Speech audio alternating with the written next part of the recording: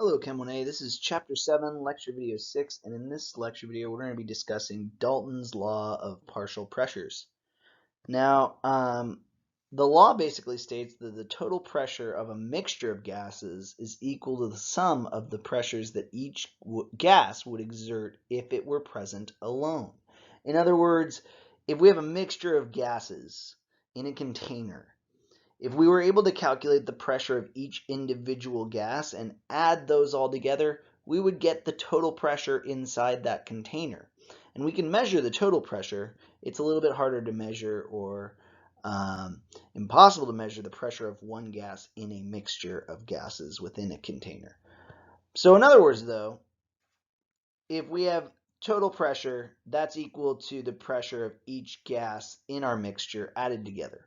And this is a pretty simple statement. Basically, if I know that the pressure, or let's say the container contains helium and argon, and helium's pressure is 1 atmosphere and argon's pressure is 2 atmospheres, then the total pressure must be 3 atmospheres if those are the only two gases in the container. So before we talk about the other side of Dalton's law, we need to discuss the mole fraction. A mole fraction is almost a measure of concentration. We use it often with gases. And basically what it is it's defined as the moles of an individual gas, or really an individual substance, in a mixture of substances. Now, in the case of this chapter, we're going to be referring to gases in particular, so that's why I'm including gases in the definition. But it could be anything. It could be a liquid, it could be a solid, it could be a gas, it could be whatever. It's really the moles of one thing over the total moles of an entire mixture. In this case, the moles of an individual gas over the total moles of all the gases in the mixture. We often use a capital X, or actually a chi Greek symbol, to represent the mole fraction. And this little I here, it's most often subscripted and the identity of the gas. For instance, if I wrote XO2, then we're trying to find the mole fraction of oxygen gas in the container. Or if I said XO2 is equal to 0.5, then we know that that's the mole fraction of oxygen specifically. Now, mathematically, if we have a mixture of 4 gases and their moles are gas 1 is N1, gas 2 is N2, gas 3 is N3, and gas 4 is N4, and so on, then the total moles, or the mole fraction would be, for mole fraction of the first gas, would be the moles of gas 1 over the total moles, in other words, this whole deal here in the denominator. And we can calculate that out. Now, one thing that you should know about in terms of mole fractions is in this container where we have 4 gases, if we had the mole fraction of gas 1 plus the mole fraction of gas 2 plus the mole fraction of gas 3 plus the mole fraction of gas 4 in a container that contains 4 gases, all of these mole fractions are going to need to add up to 1, exactly 1. Or in other words, in a 3-gas container, all 3 mole fractions, they always have to add up to 1. All the mole fractions of everything in the container will always add up to a value of 1. Another thing to know about the mole fraction is that it's actually a unitless value. So it's one of the few times where not putting units next to your number is the correct thing to do. Okay, so let's talk a little bit more about this law, Dalton's law. Another equation that is part of it is that the partial pressure of any gas can be calculated in a mixture of gases, right? Can be calculated by using the total pressure and multiplying that by the mole fraction of the gas in the mixture, right? So if we wanted to calculate the partial pressure of oxygen in a mixture of 5 gases, and we knew the total pressure and we knew the mole fraction, we just multiply these values together and we get the partial pressure of O2 in that mixture. So let's do an example problem. We have a flask, it's 2 liters. It contains 3.00 grams of CO2 and 0.1 gram of helium at 17 degrees Celsius. The total pressure in the flask is 1.11 atmosphere. We want to know what are the partial pressures and the mole fractions of both CO2 and helium in the flask, right? So we have a two gas mixture, and we know our mole fraction of, let's say, CO2 will be equal to the moles of CO2 divided by the moles of CO2 plus the moles of helium.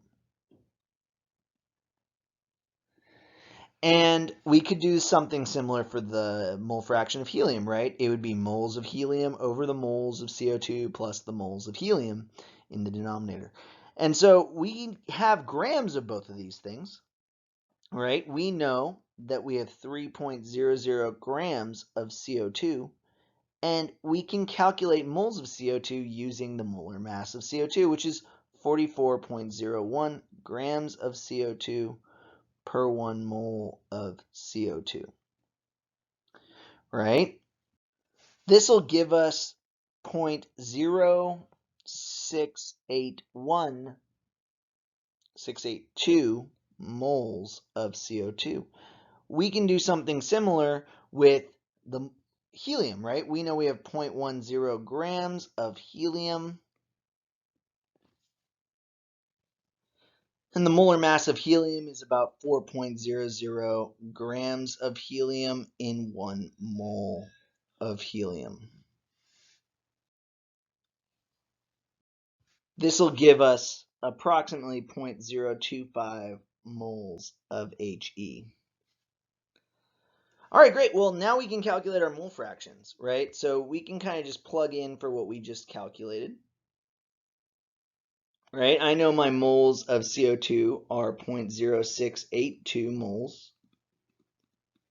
And that's all over 0.025 moles of helium plus 0.0682 moles of CO2.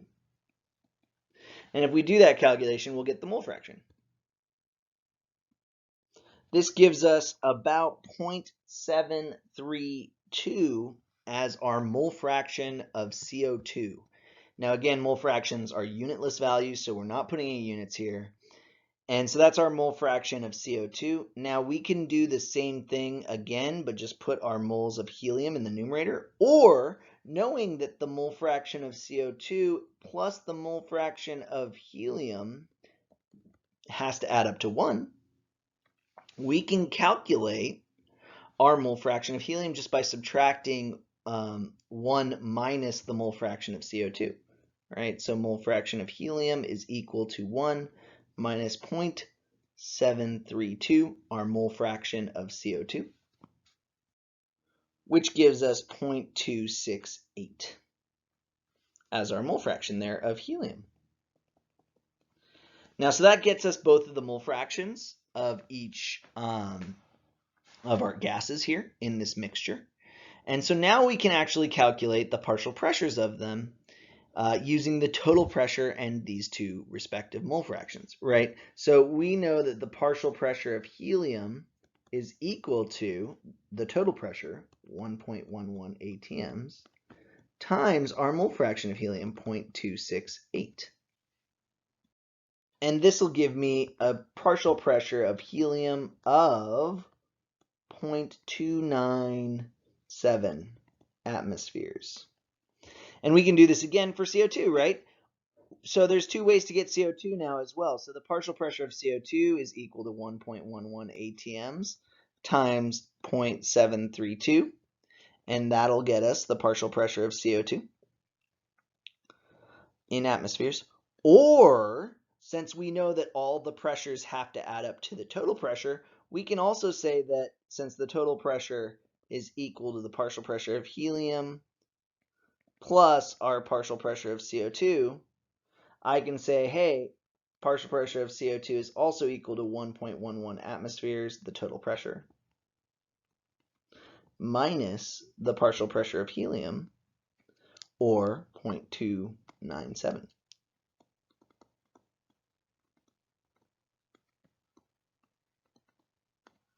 So it really doesn't matter. If you do these calculations out, you're going to find that you're going to get the same answer.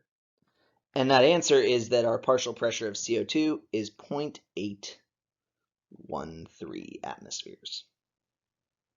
And you can get that way or this way. It's going to give you, within rounding differences, the exact same answer. All right, so if you have any questions, please let me know, and I'll talk to you in office hours.